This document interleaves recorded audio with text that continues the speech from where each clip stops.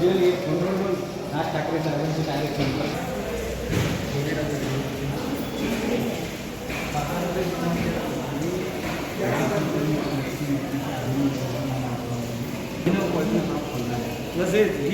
बातमी झाली ना तुझी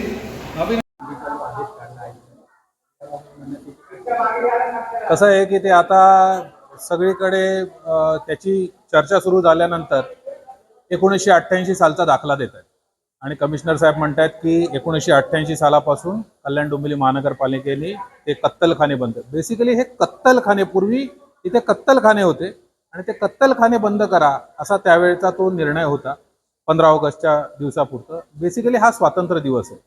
मोठ्या मुश्किलींनी हे स्वातंत्र्य आपल्याला स्वातंत्र्यवीरांमुळे मिळालेलं आहे आणि त्याचा आनंद प्रत्येकजण सेलिब्रेट करत असतो. आणि अशा स्वातंत्र्य दिनी लोकांना काय खावं आणि काय खाऊ नये हे तुम्ही सांगणारे कोण?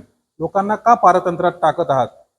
आधीच श्रावण महिना सुरू आहे. मराठी बांधव, हिंदू लोक श्रावण पाळत असतात, त्यामुळे मच्छीमार बांधव असतील किंवा इतर खाटीक समाजाची लोक असतील यांच्या धंद्यावर विपरीत परिणाम होतो. काल अंगारकी होती आणि असं असताना आता नारळी पौर्णिमा झाल्यानंतर मच्छीमारीचा व्यवसाय सुरू झालेला आहे. असं असताना त्यांच्या धंद्यावरती गंडांतर का? ज्याला मी स्वतः श्रावण पाळतो, ज्याला पाळायचं तो पाळेल, ज्याला नाही पाळायचं, ज्याला खायचंय तो खाईल. उगाच या अभिनव कल्पना या आयुक्तांच्या किंवा दुसरं जे काही डिपार्टमेंट आहे त्यांच्या डोक्यात काय येतात? बरं, तुम्ही म्हणता त्याच्यामध्ये असं जर कोणी केलं तर ते मटण मच्छी आम्ही हे करणार, जप्त करणार तुम्हाला. आणि जप्त करून काय करणार? अभिनव पोल्ट्री फार्म करणार आहे का महानगरपालिका? आणि त्याची विक्री करणार आहे का? काहीतरी डोकं थाऱ्यावर ठेवा. 1988 सालचा हा जो काही निर्णय आहे त्याचे दाखले देता. मला वाटतं 1988 साली आयुक्तांचा जन्म पण झालेला नसेल.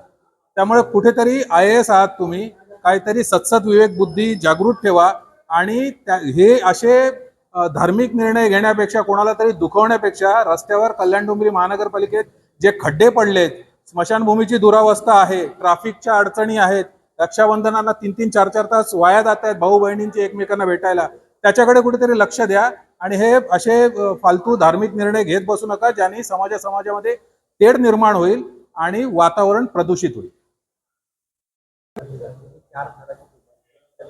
आम्ही गेल्या अनेक वर्षापासून मराठी संस्कृती, मराठी परंपरा, दहीहंडीचा हा जो उत्सव आहे तो टिकला पाहिजे, संस्कृती टिकली पाहिजे, परंपरा टिकली पाहिजे, पुढच्या पिढीकडे ती गेली पाहिजे, याच्यासाठी हा सण आणि उत्सव साजरे करत असतो. थरांचा थरथराट करून कोणतरी जखमी होईल, जायबंदी होईल, कोणाचा मृत्यू होईल. आताच 1-2 दिवसापूर्वी दुर्दैवी बातमी ऐकली की 11 वर्षाच्या बाळगोपाळाचा सराव करताना दुर्दैवी मृत्यू झाला. अशी कुठलीही घटना घडू नये, परंतु सण टिकावा. आणि या दृष्टिकोनातून महाराष्ट्र नवनिर्माण सेना डोंबिवली शहराच्या वतीने 4 थरच लावायचे आहेत. संस्कृती परंपरा टिकवायची आहे आणि सण पुढे न्यायचा आहे. यासाठी ही हंडी 4 रस्ता डोंबिवली येथे सादर केली जाणार आहे. तुम्ही सगळ्यांनी अवश्य